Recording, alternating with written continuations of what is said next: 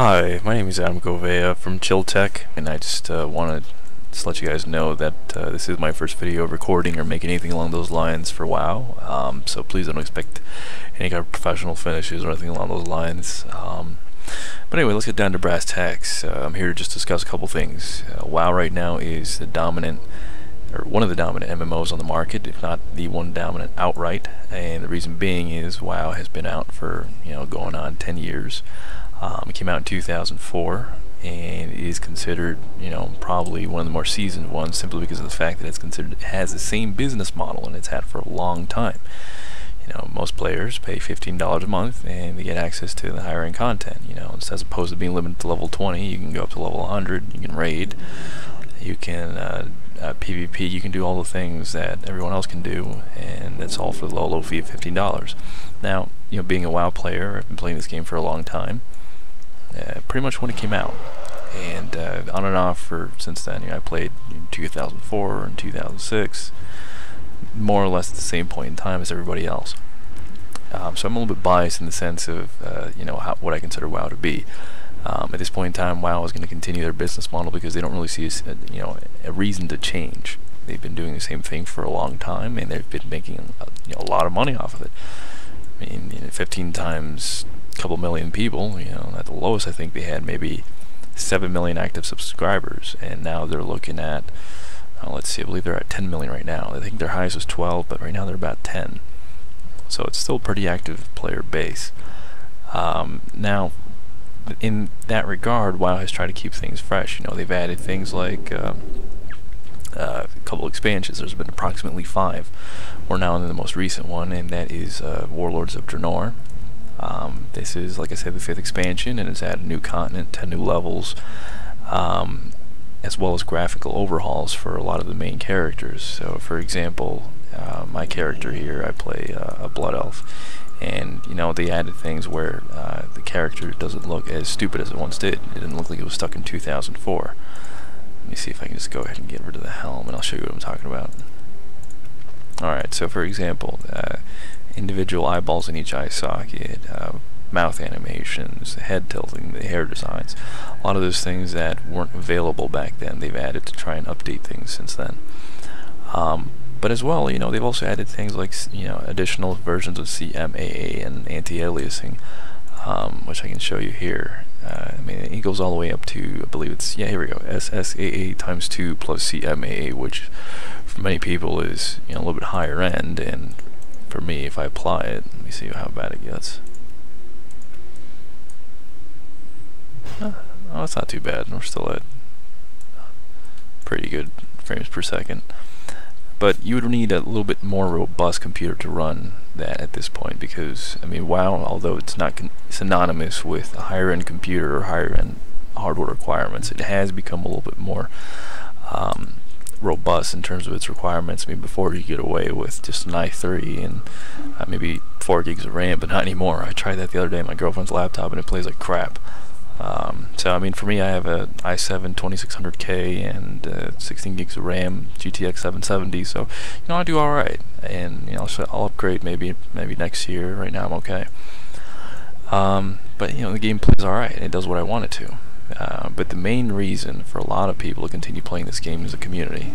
And for example, I've been playing with the same group of people now for approximately 5 years.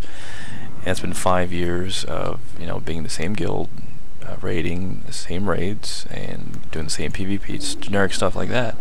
And it's really because of them that I've continued to consistently play and keep active subscription. Otherwise, perhaps I wouldn't have played, but that's only because of me. I've been playing this game for a long time, so at some point you get a little bit tired of it, you want to go do something else. Now, with that said, for new players, the game has become incredibly easy. And I say that because, coming from where it once was, where to level 60, which was the original level cap, it would take people anywhere from 3 to 6 months, if not more.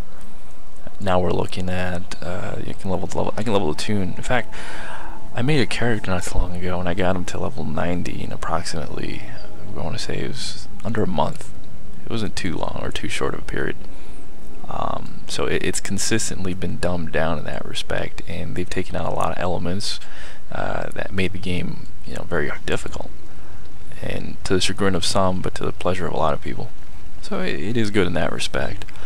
Now this expansion, and this expansion particularly, has dumbed things down, and we'll get to that in a minute. But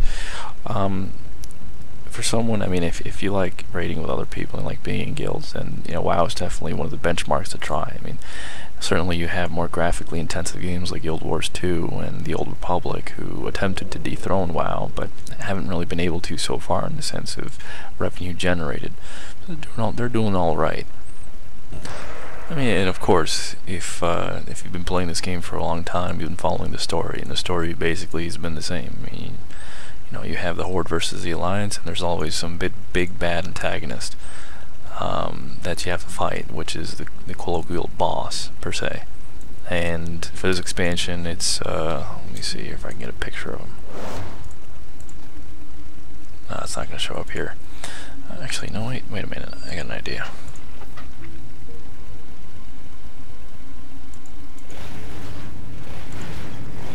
Oh, they grayed it out. I can't see it. That sucks.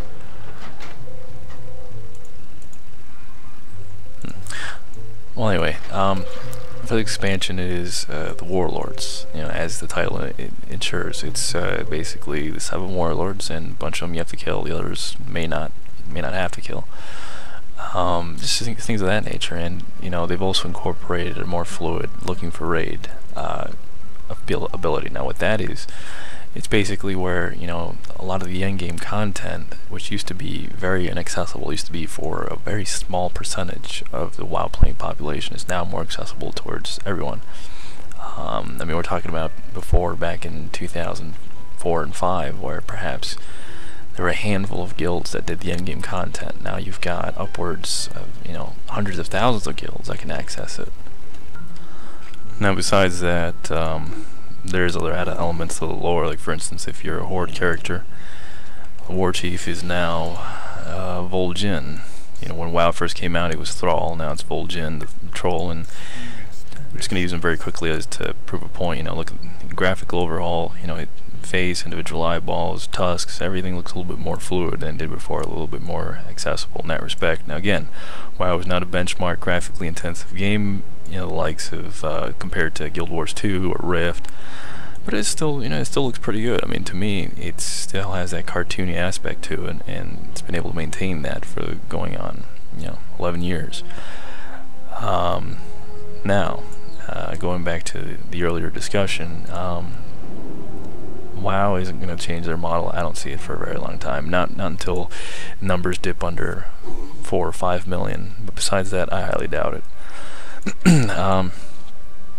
Now, other things that they've added is they've also been able to incorporate a more growing demographic base, like anywhere from the 18 to 25 base, where before it was a little more difficult to them because of all the different types of games that were out there.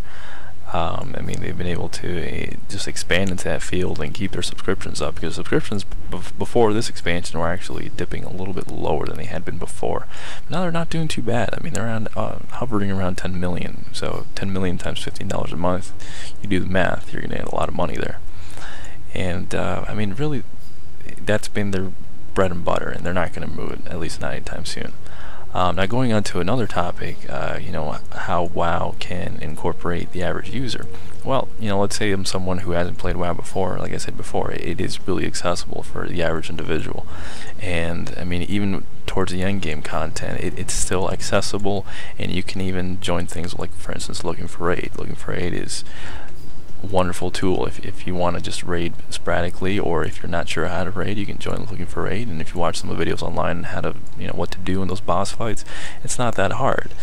I mean, for instance, here I have I did just one earlier today just to show some of the basic features. And granted, this isn't a boss fight, this is just some of the ads before the boss that require to be killed, and it's 25 random people I'm grouped with, and same objective, but even if you're grouped, even if you're in there with people who don't really know what they're doing, you still kind of figure things out just with basic communication. By texting in the text box, you can down the bosses pretty effectively.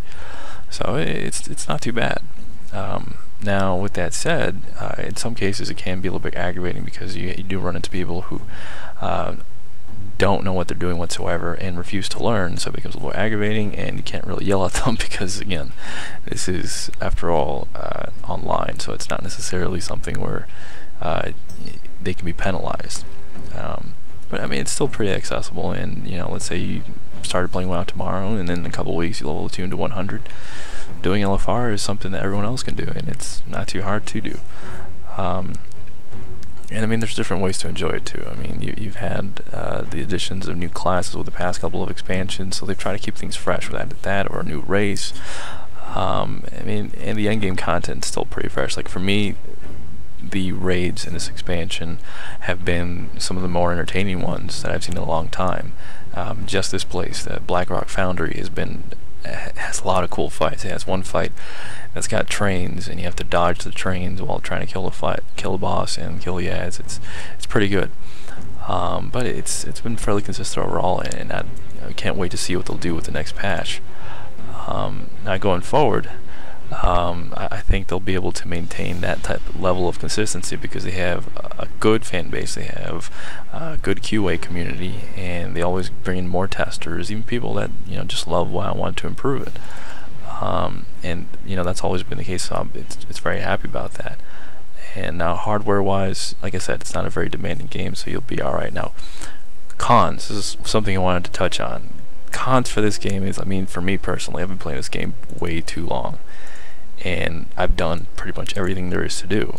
Now with a game like WoW, they're always adding new things for you to do, and they're always going to be adding that content, so it's pretty good in that respect. But in terms of cons, I mean, the graphics system, obviously, if you want to have like something that looks beautiful and polished and everything looks reflective, you're not going to find that in WoW. You're going to have to go somewhere else. Probably Guild Wars 2 would be, in my opinion. Guild Wars 2 is one of the more fluid games out there. It's free to play. All you just have to pay for is that initial $60 for the base game. I mean, there's, you know, a couple $10 fees here and there for if you want to add additional features, but that's about it. But besides that, it's you know, still a pretty solid game to play. But you know, just going back to WoW, compared to when it first came out, it's been extremely dumbed down and, you know, just made ridiculously simplistic, which for me was a refreshing thing to go to Guild Wars 2 because of the fact that its crafting system is still one that's not as simplistic as WoW's, in the sense that, you know, it took me some time to figure it out. I mean, that's just because, you know, Guild Wars 2 is a new game to me, but you know, who knows. And you know, like most MMOs, WoW is pretty repetitive. You know, it's kill boss, loot gear, rinse and repeat. And if not, you're doing that, then you're doing PvP. And I don't have a PvP video that I made today because I haven't had time to make it. But overall, I still think WoW is still a refreshing experience, and I think, in the sense of, if you haven't played it before, I think you'll enjoy it in that respect. I mean, going to make new tunes is probably one of the more fun things I like doing, just because you can play around with the class, make schematics, and make up a new tune. Like right here, I have this dwarf warrior I made, and just to go on to the earlier point of how easy they made this leveling process, this tune is level 3, and as you can see, he already has some gear. He's got the shiny purple sword, he's got the little shield, and on top of that, this is something that I was surprised by. They added the ability to get a mount like this very early on in the game. I mean, 8 years ago, this would have been impossible to see. This would have been non-existent, but they added it now, and to be honest, I was pretty surprised. I mean, the fact that you can get, let me see if I can pull it up here, the heirlooms.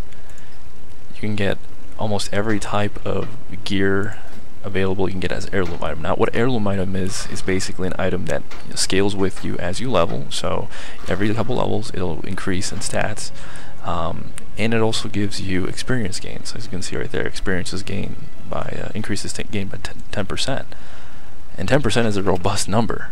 That's a lot. And when you add, let's see here, 10, also this one doesn't add it, but 10, 20, 25, 35% increased experience, you level up very, very quickly. So, you know, that's pretty surprising to, you know, for me, considering I haven't played this game a long time. But that being said, just to, you know, just in conclusion, the game's still pretty solid. It's not going to change for a long time. I mean, it doesn't have to. Until they drop in subs, they don't have to. So, but overall, I think it's still a pretty solid game, and it's definitely worth continuing to play, just because of the fact that The end game content, the leveling process is still a lot of fun, even for me who's been playing this game for going on 10 years. And that's really the amount of what I have to say, because I can't think of anything else. But yeah, I hope you enjoy the video.